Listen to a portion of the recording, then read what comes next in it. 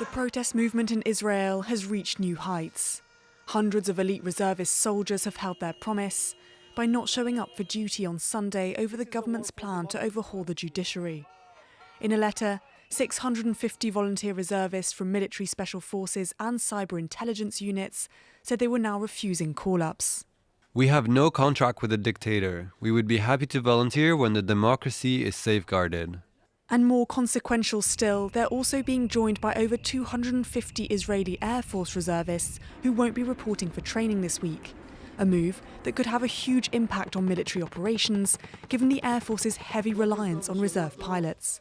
I expect the Army Chief of Staff and the heads of the branches of the security services to aggressively combat the refusal to serve. There's no place for it in public discourse. A state that wishes to exist cannot tolerate this sort of thing. But in the past few weeks, reservists, including pilots, have been showing increasing determination to contest the reform, culminating in the boycotts.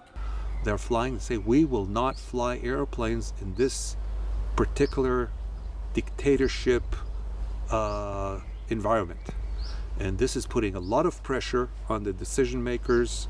This kind of insubordination would have once been unthinkable in a country whose military is one of its most trusted institutions. It underscores the extent of the divisions over the overhaul, which would sharply curb the power of the Supreme Court and give government control over appointing judges. While Prime Minister Benjamin Netanyahu argues the changes are needed to correct a power imbalance, critics have described the proposals as a threat to democracy that could endanger the upholding of fundamental rights and foster corruption. Protests have been going on for 11 weeks now, with huge crowds rallying in Tel Aviv again on Saturday to voice their discontent.